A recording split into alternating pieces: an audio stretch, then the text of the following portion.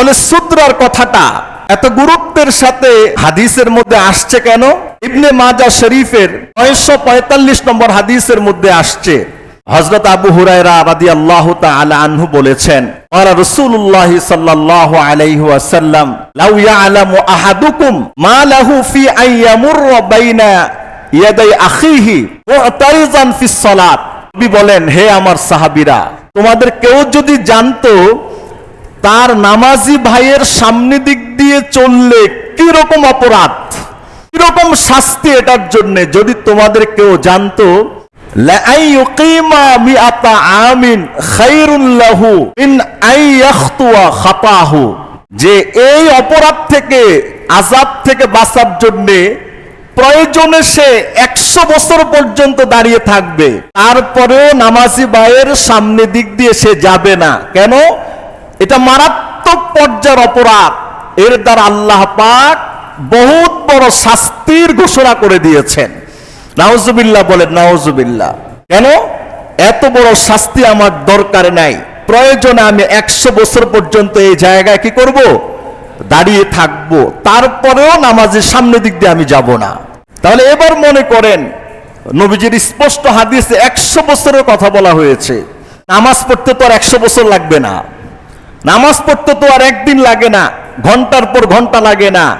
2 রাকাত নামাজ আমার ভাই যদি পড়ে 4 মিনিট, 5 মিনিট, 10 মিনিট, কেরাত খুব বেশি লম্বা করলে 15-20 মিনিট হইতে পারে, অসুবিধা নাই তো। তাহলে একটুক সময়ের জন্য যদি কেউ এ বিষয়টাকে গুরুত্ব না দিয়ে তার ভাইয়ের সামনে দিক দিয়ে চলে যায়, এটা মস্ত বড় কবিরা গুনাহের অন্তর্ভুক্ত। এই কবিরা গুনাহের শাস্তি থেকে বাঁচার জন্য যে প্রয়োজনে ওই মুসলমান 100 বছর পর্যন্ত দাঁড়িয়ে থাকবে, তারপরে তার ভাইয়ের সামনের দিক দিয়ে, নামাজি ব্যক্তির সামনের দিক দিয়ে সে যাবে না। তাহলে এবার মনে করেন যে একজন নামাজি ব্যক্তির সামনে দিয়ে যাওয়াটা এটা কত বড় গুনাহ এবং কত বড় অন্যায়, এটা কত বড় পাপ হতে পারে।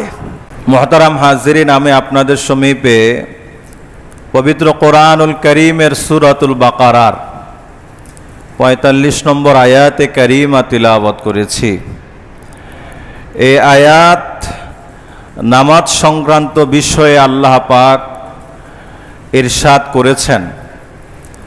আয়াতের মধ্যে আল্লাহ পাক বলেন, ওয়াস্তাঈনু বিস-সাবরি ওয়াস-সালাহ, হে আমার বান্দারা, তোমরা আল্লাহ পাকের কাছে সাহায্য প্রার্থনা করো 2 তরিকায়। এক হলো বিস-সাবর, ধৈর্যের সাথে, দ্বিতীয় হলো বিস-সালাত, নামাজের সাথে। আল্লাহ পাকের কাছে বান্দা সাহায্যের যতগুলো উসিলা হতে পারে, তার মধ্যে শ্রেষ্ঠতম উসিলা হলো নামাজ। কেউ যদি চায় যে আল্লাহ পাকের সাহায্য তার উপরে বৃষ্টির মতো বর্ষিত হোক, তাহলে কোরআনের ভাষায় তুমি নামাজিওয়ালা বান্দা বান্দি হয়ে যাও। কোরআনের ভাষায় পৃথিবীতে চলতে গিয়ে নানাবিধ পরীক্ষা, বিভিন্ন মুসিবত মাসায়েব আসবে, ধৈর্যের সাথে আল্লাহ পাকের সাহায্য প্রার্থনা করো। এই 2 তরিকা হলো আল্লাহ পাকের সাহায্যটা অতি ত্বরান্বিত করার জন্যে এক মহা মাধ্যম। এই জন্য হাদিস শরীফে এসছে, নবীজি সাল্লাল্লাহু আলাইহি ওয়াসাল্লাম ওনার আমল ছিল, ইদা ফাজআহু আমরুন, রাসূলুল্লাহ সাল্লাল্লাহু আলাইহি ওয়াসাল্লামের কোনো কঠিন কোনো মুসিবত মাসায়েব পেরেশানি আক্রান্ত করলে, ইদা হাজাবাহু আমরুন ফাজআ ইলাস সালাহ, যেই কোনো দিনই দুনিয়াবি পেরেশানি, মুসিবত, দুঃখ কষ্ট সামনে চলে এসছে, তাহলে এটা দূর করার জন্য সাহায্যের প্রয়োজন। 1 নম্বরে যিনি সাহায্য করবেন তিনি কে? আল্লাহ। এই জন্যে নবী করিম তাড়াতাড়ি করে নামাজে দাঁড়িয়ে যেতেন, কেননা সাহায্যের জন্যে নামাজ হলো সর্বশ্রেষ্ঠ মাধ্যম। এই আয়াতকে সামনে নিয়ে আমার নামাজের গুরুত্বপূর্ণ একটি মাসআলা নিয়ে আলোচনা করার ইচ্ছে।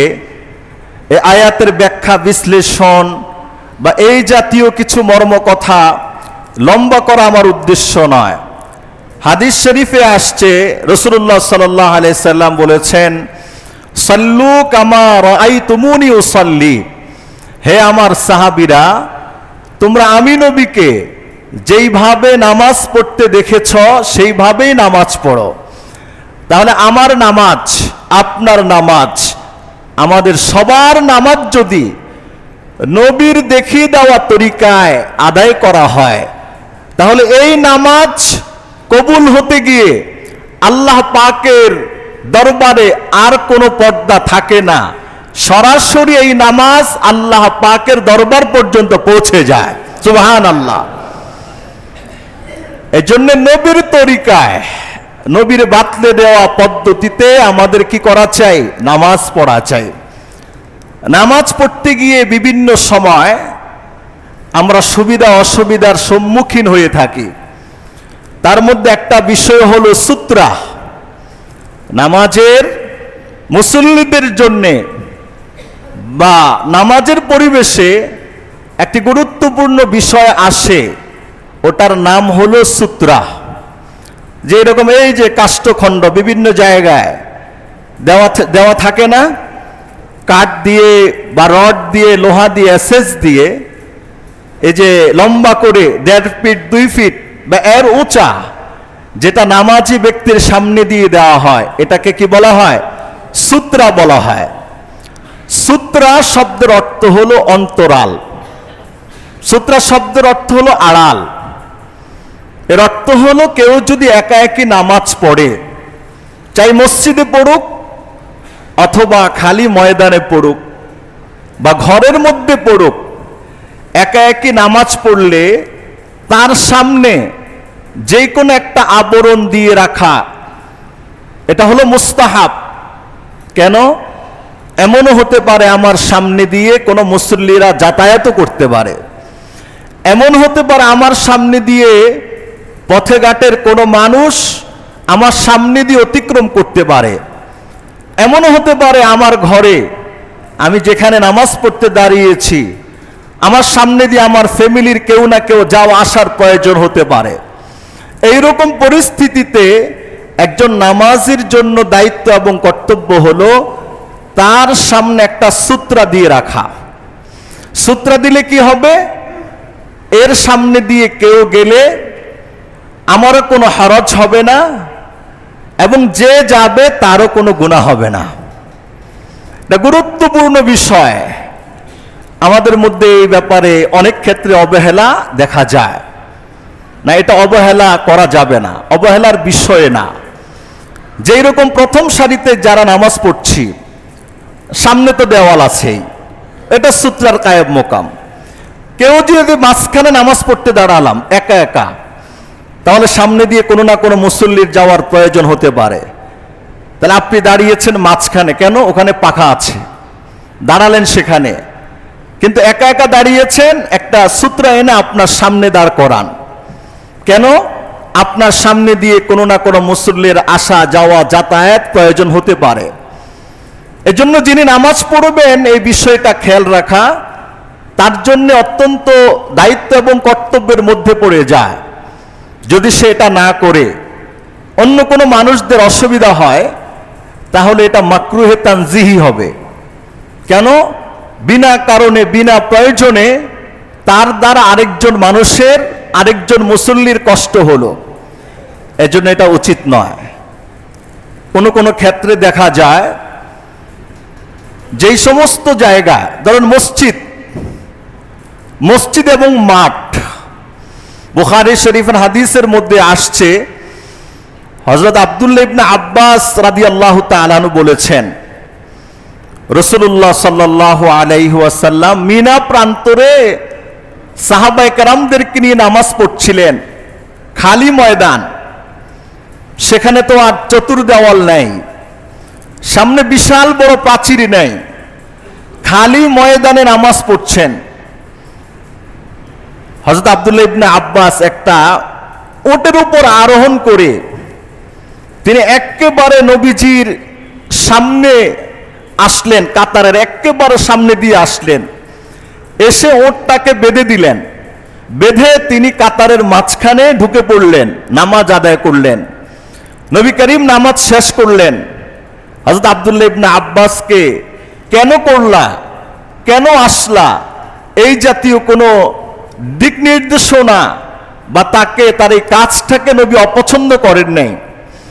এখান থেকে মুহাদ্দিসিনে কেরাম বলেছেন, যদি ময়দানে বা খোলা প্রান্তরে নামাজ পড়ে, অনেক সময় পড়তে হয়, একসাথে অনেকেই কোথাও ঘুরতে গিয়েছেন, একটা মাঠের মধ্যে নামাজ পড়তে হতে পারে, বা একটা প্রশস্ত জায়গায় নামাজ পড়ার প্রয়োজন দেখা দিতে পারে।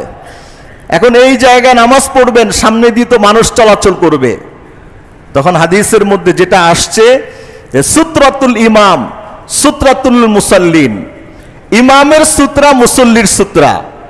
ধরেন এটা একটা মাঠ, কোনো আবরণ নাই, দেওয়াল টাওয়াল কিচ্ছু নাই, আমি এখানে দাঁড়ালাম। এখন এতগুলো মানুষের সামনে দিয়ে এক একটা সূত্রা দেওয়া এটা অসম্ভব। লাইন তো আরো লম্বা হইতে পারে, যেমন টঙ্গীর ইস্তেমার মাঠে দেখেন না, বিশাল লম্বা লাইন, এক মাথা থেকে আরেক মাথা পর্যন্ত দেখা যায় না।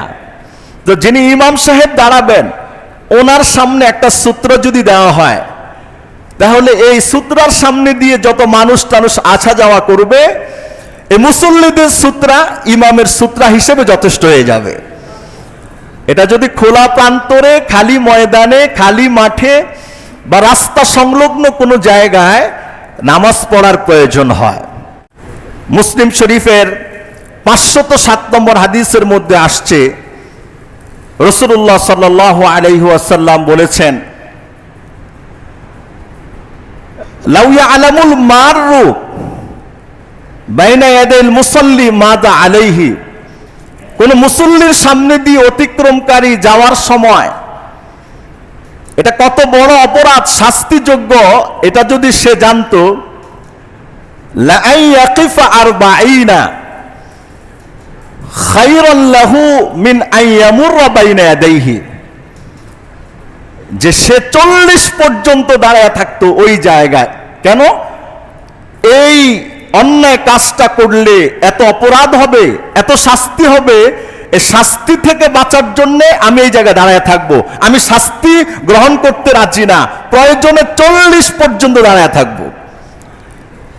কালান্না আবু নজর রাবি বলেন যে লা আ'লামু লা আদরি আরবাঈনা ইয়াওমান আও শাহরান আও সানাতান, এই 40 দ্বারা নবী করিম কি 40 দিন বুঝিয়েছেন, নাকি 40 মাস বুঝিয়েছেন, নাকি 40 বছর বুঝিয়েছেন, এই বিষয়টা আমি ভালো করে বুঝতে পারি নাই, কিন্তু 40 বলেছেন, এটা ঠিক আছে।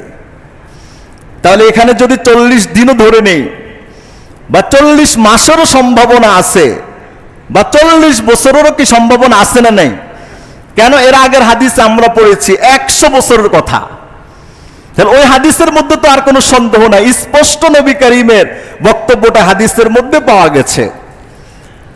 কাব আহবার রাহমাতুল্লাহ আলাইহি বলেন, মুওয়াত্তা মালিকের হাদিসের মধ্যে আসছে, লাউ ইয়ালামুল মাররু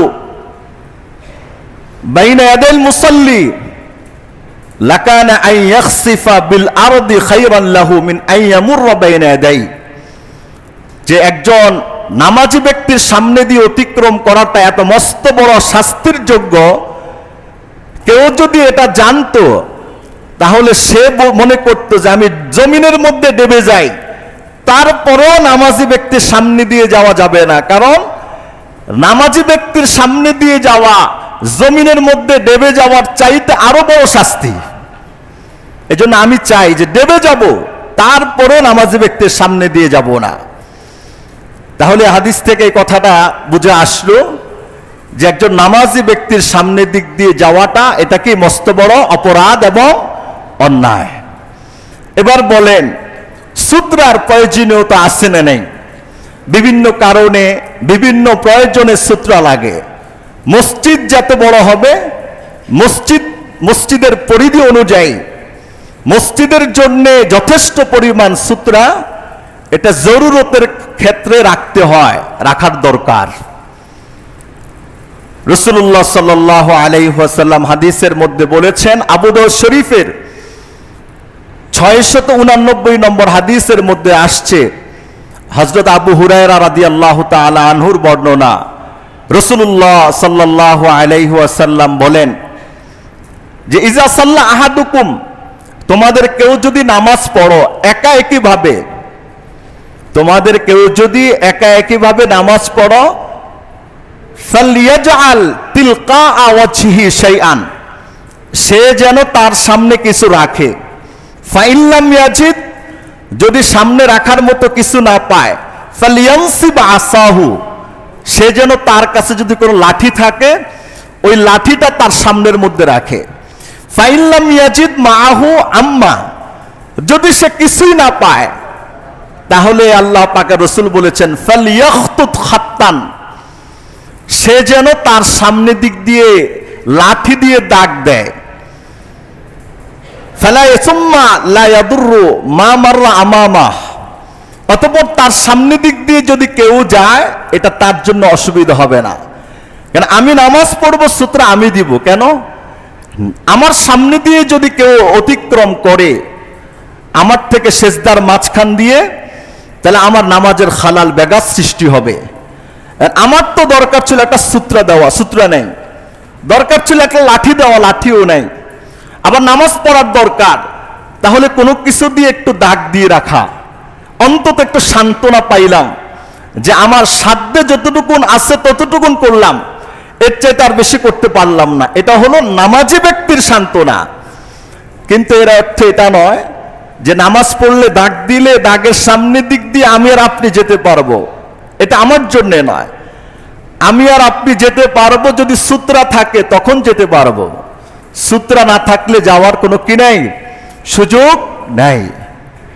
বুখারী শরীফের 499 হাদিসের মধ্যে আসছে, তালহা ইবনে উবাইদুল্লাহ রাদিয়াল্লাহু তাআলা আনহু তিনি বর্ণনা করেছেন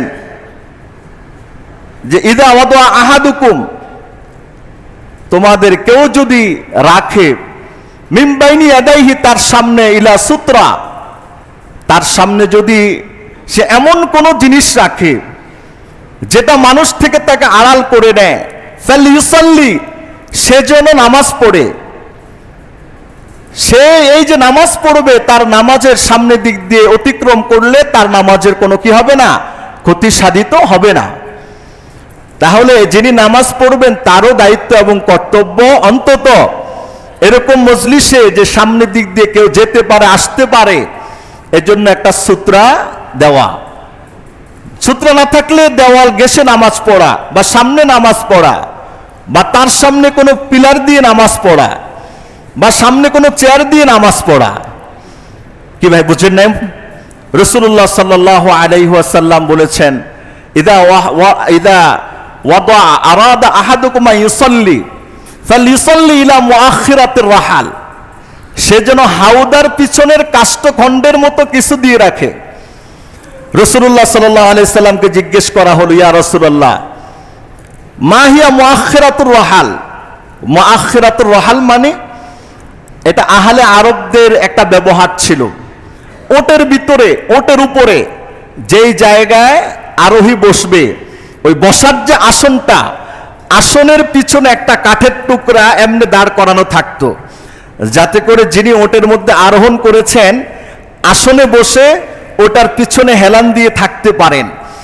এই যে হেলান দিয়ে যে কাঠের টুকরার মধ্যে থাকবেন এটাকে মুআখিরাতুর রাহাল বলা হয় বা হাউদার কাষ্ঠখণ্ড বলা হয়, কাষ্ঠ টুকরা বলা হয়। নবী করিম সূত্রার পরিমাপ উল্লেখ করেছেন, ইয়া রাসূলুল্লাহ মুআখিরাতুর রাহালটা কি? তখন এটার ব্যাখ্যায় আসছে মুআখিরাতুর রাহাল মানে যে হাউদার কাষ্ঠখণ্ড, এটার পরিমাপ হবে জিরাউন, এক হাত। হাতের পরিমাপ দুইটা আসছে, কনুই থেকে নিয়ে কবজি পর্যন্ত অথবা কনুই থেকে নিয়ে এই আঙ্গুলের মাঝামাঝি বরাবর পর্যন্ত। এটাকে সাধারণ বিবেচনা করলে 1.5 ফিট। সূত্রার পরিমাপ কত? কমপক্ষে 1.5 ফিট বা 18 ইঞ্চি, এর বড় হলে কোনো অসুবিধা নেই, কিন্তু 18 ইঞ্চির কম হলে তখন এটা আর সূত্রা হয় না। সূত্রা থাকা না থাকা তখন দুইটাই কি হয়ে যায়, বরাবর হয়ে যায়। সূত্রা মোটা হওয়ার দরকার নেই, এটা আঙ্গুলের মতো চিকন কোনো লাঠিও যদি সামনে রাখা এটাও সূত্রা, চেয়ার যদি রাখেন এটাও সূত্রা, ওটা টেবিল রাখলে এটাও সূত্রা, মসজিদে যেটা বানিয়ে দেওয়া হয় এটাও সূত্রা। কমপক্ষে কতটুকু হতে হবে, 1 হাত পরিমাণ, প্রায় 18 ইঞ্চি বা তার চাইতে বড়। এটার নিচু হবে না, এটার ছোট হলে সেটা কি হবে না, সূত্রা হবে না। আমাদের মধ্যে এক প্রকার অস্থিরতা কাজ করে যে আমরা নামাজটা শেষ হলেই কে কার আগে বের হয়ে যাব। মানে এটা একটা মানসিক দুর্বলতা না বললেও এটা ঈমানের একটা দুর্বলতার জায়গা ধরা যায়। নামাজ শেষ হলে তাড়াহুড়ো করে চলে যাওয়া, খুব ব্যস্ত, বিশেষ প্রয়োজন, সেটা ভিন্ন কথা। কিন্তু বিনা কারণে বিনা প্রয়োজনে নামাজ শেষ হলো তো সুন্নত পড়বো না। হ্যাঁ, কেউ চলে যায় ঘরে সুন্নত পড়ে, আর কেউ চলে গেলেন ঘরেও সুন্নত পড়লেন না, তাড়াহুড়ো করে চলে গেলেন। পিছনে কিছু মানুষ তো অনেক সময় মাসবুক থাকে, তাদেরও সমস্যা হয়। ভাই, মসজিদে আজান দিলে তো আসা উচিত। যখন আজান দেয় নিয়ম হলো আজান শুনলাম তো দুনিয়ার কাজ বন্ধ। সুন্নতওয়ালা নামাজের আধা ঘন্টা আগে দেয়, আল্লাহ ডাকছে তুমি আসো, আস্তে ধীরে আসো। 15 মিনিট আগে আজান দেয়, মুয়াজ্জিন ডাকছে মানে আল্লাহ ডাকছেন, আল্লাহর দরবারে হাজিরা দিতে আসো। কিন্তু তাৎক্ষণিকভাবে কি আসা হয় না, যাব যাব যাব যাব, এই কথা বলতে বলতে বলতে বলতে এসে অজু টজু করতেও দেখে অনেক সময় সুন্নত পড়ার সময় থাকে না। আল্লাহ যখন ডাকে তখন আসতে অনেক দেরি হয়, যাব যাব করে সময় অনেক ক্ষেপণ হয়ে যায়। কিন্তু আল্লাহর ঘরে যখন আসলামই, রাজার দরবারে থাকলে কি মন চায়, আরেকটু থাকি আরেকটু থাকি, চলে গেলেই তো চলে গেলাম, কিন্তু এই মুহূর্ত তো আর খুঁজে পাওয়া যাবে না। অন্য জায়গায় গিয়ে ঘন্টার পর ঘন্টা বসে থাকলে কোনো কি নাই, খারাপ লাগে না। চা দোকানে, বাসতলায়, গাছতলায়, ব্রিজের গোড়ায়, আজাগায় কুজাগায়, বেফায়দার জায়গায় ঘন্টার পর ঘন্টা বসে এক এক কাজ করছি, গল্প করছি, সময় নষ্ট করছি, জিন্দিগি শেষ হচ্ছে। এই ক্ষেত্রে তাড়াহুড়ো করি না। কিন্তু নামাজ পড়তে আসলাম, নামাজ শেষ হবে কখন আর কত আগে বের হব, তাড়াহুড়োর একটা প্রতিযোগিতা দেখা যায় কি যায় না বলেন? কি ভাই, কতক্ষণ থাকবেন আপনি? 2 মিনিট একটু অপেক্ষা করেন, 1 মিনিট 5 মিনিট একটু অপেক্ষা করেন। অনেক সময় এরকম হয় যে আমাদের পিছনে অনেক লম্বা মুসল্লিদের কাতার আছে, এখন আমি গেলে কারো না কারো হারজ হইতে পারে, সুন্নতটা আমি এখানেই পড়ে ফেলি, কিন্তু না, আমার বের হতেই হবে। বের হতে গিয়েই নানান প্রকার হুড়োহুড়ি হয়। অনেক সময় তো এরকম দেখা যায় যে কে নামাজ পড়ছে কে নামাজ পড়ে না, জানেওয়ালা আনেওয়ালা এগুলো দেখে না। আছে না, নাই কথা বলেন? গেল তো চলে গেল, এগুলো এটা না করা চাই। একটু অপেক্ষা করেন, আল্লাহর দরবার থাকলে গুনাহ নাই। কিন্তু মসজিদ থেকে বের হইয়া কলার দোকানের সামনে গিয়া 20 মিনিট দাঁড়ায় গল্প করলেন, কোনো লাভ নাই। মসজিদে বসে আছেন, সুন্নতও শেষ, নামাজও শেষ। যতক্ষণ বসে আছেন আল্লাহ পাক আপনাকে নফল নামাজ পড়ার সওয়াব আপনার আমলনামায় দিয়ে দিবে। মসজিদে আপনি আসলেন, আজান দিল 1টায়, আসলেন 1:10-এ, নামাজ হবে আরো 20 মিনিট পরে, সুন্নত পড়ে ফেলেছেন 5 মিনিটে, বসে আছেন 15 মিনিট, নামাজ টামাজ কিছুই পড়লেন না, এমনি বসে আছেন আল্লাহর ঘরে। ইমাম সাহেব দাঁড়ালে তার সাথে জোহর পড়বেন। এই যে আপনি 15 মিনিট বসা ছিলেন, আল্লাহ পাকের রাসূল সাল্লাল্লাহু আলাইহি ওয়াসাল্লাম বলেছেন, কেউ যদি ফরজ নামাজের অপেক্ষায় মসজিদে যতক্ষণ পর্যন্ত বসে থাকবে, এই বসে থাকাটাই আল্লাহ পাক তাকে ইমাম সাহেবের নামাজে দাঁড়ানোর আগ পর্যন্ত নফল নামাজ না পড়লেও পড়ার সওয়াব তার আমলনামায় দিয়ে দিবেন। কেন? সে বসে আছে। তাহলে বসে থাকতে তো লস নাই। 2 মিনিট একটু অপেক্ষা করি না, একটু তাসবিহ পড়ি না, একটু চুপ করে চোখটা বন্ধ করি না, আমাদের পিছনের ভাইদের জন্য অসুবিধা না হয়। কত সময় তো কতভাবে যায়। আল্লাহর ঘরে বসে থাকাটা এটা বেকার না। আল্লাহর ঘরে বসে আছেন, এই বসে থাকার এটা বেকার না। নামাজ পড়েন না, কিছুই করেন না, এমনি বসে ধ্যানে আছেন, আল্লাহর ঘরেই তো আসছেন, এটা বেকার না। এটাই সওয়াব লেখা হচ্ছে, কল্যাণ লেখা হচ্ছে। আর যদি আপনি নামাজ পড়েন, সোনায় সোহাগা, একটু জিকির করেন, সোনায় সোহাগা, একটু দুরূদ পড়েন, তাহলে তো কথাই নাই। একটু ধ্যানে আছেন, তাহলে তো আল্লাহ পাক খুশি হয়ে যাবে। কিন্তু এই সময়টা বেকার যাচ্ছে না, সময়টা নষ্ট হচ্ছে না, সময়টা দ্বারা আপনার দুনিয়ার কোনো জিনিস হারিয়ে যাচ্ছে না। অর্থ হলো এটার দ্বারা আপনার দুনিয়াও অর্জন হচ্ছে, আখিরাতও অর্জন হচ্ছে। নামাজ না পড়েও আপনি নামাজ পড়ার সওয়াব আল্লাহ আপনার আমলনামায় দিয়ে দিবেন। কথা বুঝতেছেন ভাই? এই জন্য সূত্রা কোথায় রাখবো? সূত্রটা আমরা কোথায় রাখবো, কোন জায়গায় রাখবো সূত্রটা? সাহাল ইবনে আবি হাসমা রাদিয়াল্লাহু তাআলা আনহু থেকে বর্ণিত, রাসূলুল্লাহ সাল্লাল্লাহু আলাইহি ওয়াসাল্লাম বলেছেন, ইযা ওয়াদা আহাদুকুম ইলা সুত্রাতিন ফালিয়াদু মিন সুত্রাতিহি। কেউ যদি কোনো সূত্রা রাখো তার সামনে, তাহলে সূত্রার কাছাকাছি গিয়ে কি করবা? নামাজ পড়বা।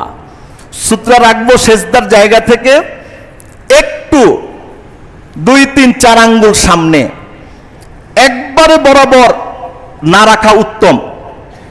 এই ডাইন পার্শ্বে অথবা বাম পার্শ্বে, এটা হলো মুস্তাহাব, উত্তম তরিকা। কেউ যদি একেবারে বরাবরও রাখেন অসুবিধা নেই, কিন্তু উত্তম তরিকা হলো যে রাসূলুল্লাহ সাল্লাল্লাহু আলাইহি ওয়াসাল্লাম সূত্রা বরাবর রাখতেন না, হয়তোবা একটু ডান পার্শ্বে রাখতেন অথবা একটু বাম পার্শ্বে রাখতেন। রাখবেন কোথায়? আপনার সেজদা থেকে 2, 3, 4 আঙ্গুল সামনে রাখবেন। কথা বুঝেন না মনে হয়? বা সামনে যদি কোনো নামাজি টামাজি না থাকে আর একটু দূরেও রাখতে পারেন, এটা কোনো অসুবিধা নেই। কথা বুঝতেছেন ভাই? এজন্য রাখবেন কোন জায়গায়? যে সেজদা যেখানে দিবেন তার 2, 3, 4 আঙ্গুল সামনে দিবেন। হয়তোবা একটু ডান সাইডে অথবা একটু বাম সাইডে এটা দেওয়া, এইভাবে কি মুস্তাহাব। বুঝতে পারছেন কথা?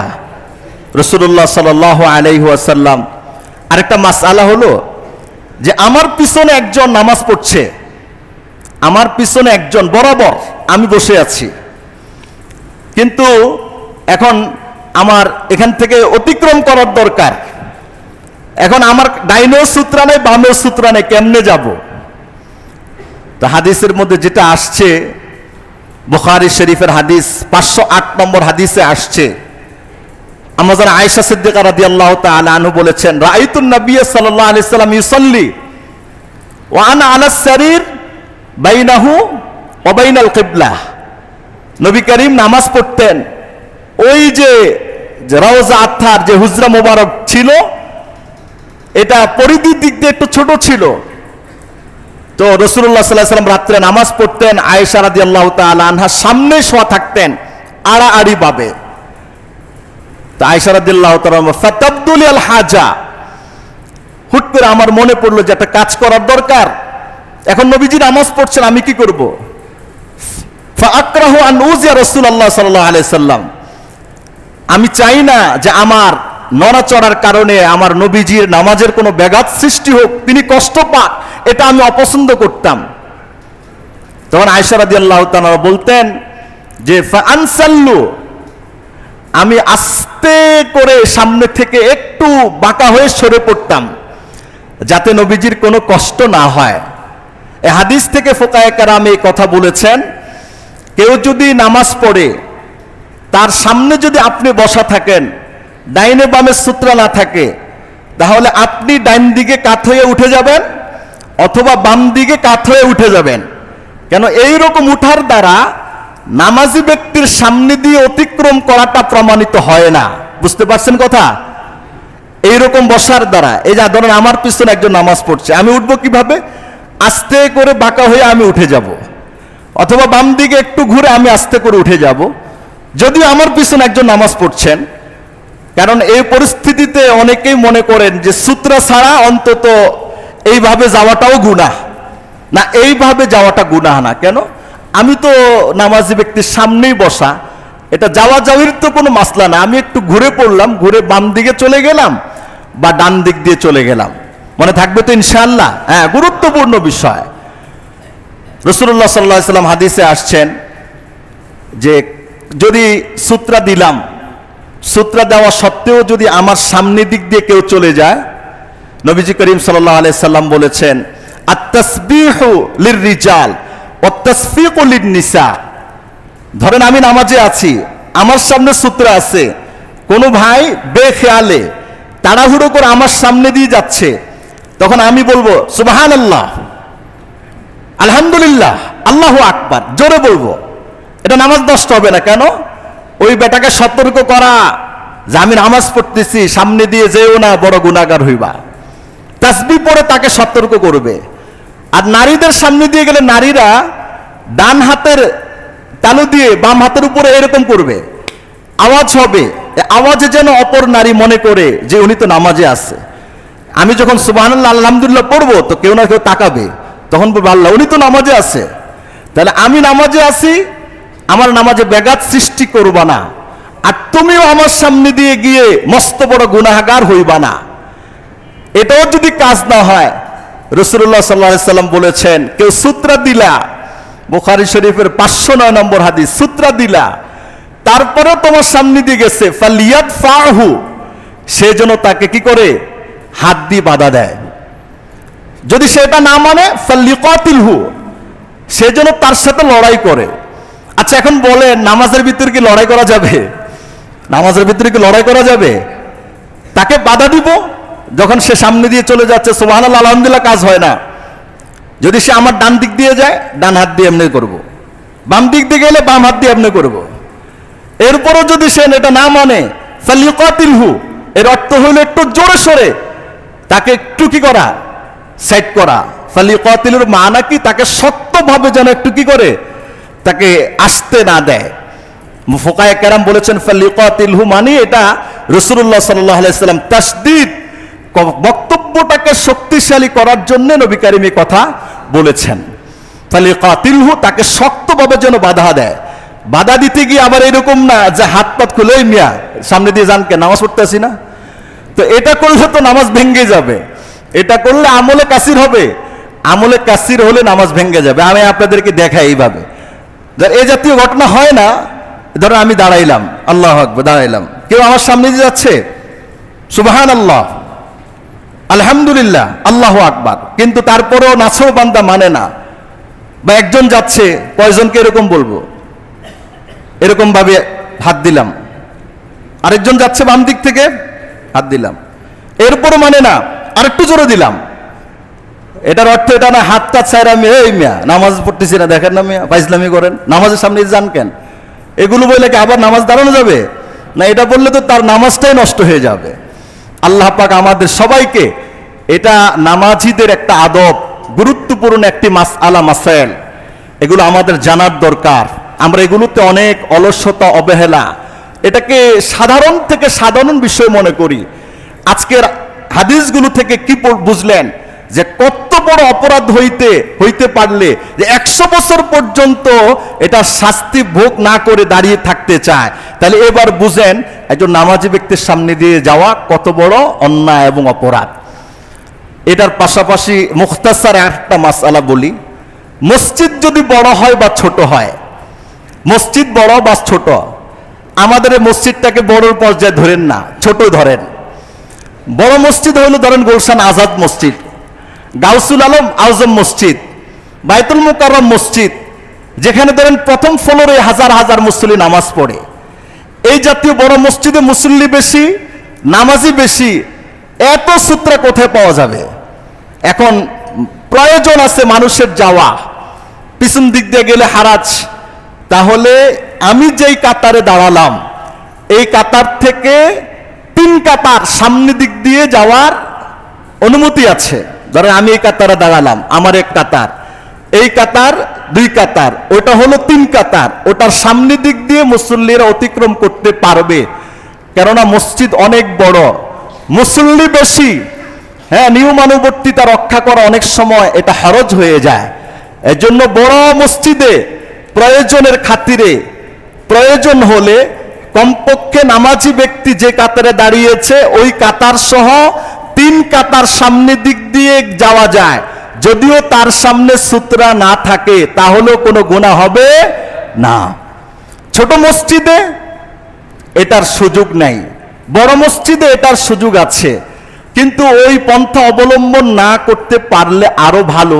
তো প্রয়োজনে যদি করতে হয় তাহলে কোনো অসুবিধা নাই। যারা মক্কা মদিনায় হজ করতে গিয়েছেন, বাইতুল্লাহ তাওয়াফ করার পরে মাকাম ইব্রাহিম সামনে নিয়ে নামাজ পড়ার কি যে একটা ভিড় পড়ে না, কথা বলেন না? আচ্ছা, এই জায়গায় সূত্রার মেনটেন করার কোনো সম্ভব বলেন? হাজার হাজার মানুষ আসতেছে, নামাজ পড়তেছে, এই হুজুম ভিড়ের ভিতরে কে কার সামনে দিয়ে যাইতেছে এগুলো কেউ দেখে না। নামাজ পড়তেছে, সামনে দিয়ে যাইতেছে, আপনি 2 রাকাত নামাজ পড়লেন, আপনার সামনে দিয়ে 50 জন চলে গেল। এটা হলো এত ভিড়, অল্প জায়গা এটা সামলানো যায় না। এই জন্য এই জায়গাগুলোতে ফোকায়ে কেরাম এটা সুযোগ ছাড় দিয়েছেন যে ভিড়ের কারণে অন্য মানুষদের হরজ হবে, এই জন্য মুসল্লির সামনে দিক দিয়েও যাওয়া যায় যদিও সূত্রা না থাকে। কথা বুঝতেছেন ভাই? আল্লাহ পাক আমাদেরকে এই সূত্রা সংক্রান্ত মাসআলাগুলো বুঝার, আমল করার, মূল্যায়ন করার তৌফিক দান করুক। সবাই বলুন আমিন। বাকি নামাজ বাদ মসজিদের সকল উপদেষ্টা মণ্ডলীর সদস্য, কার্যনির্বাহী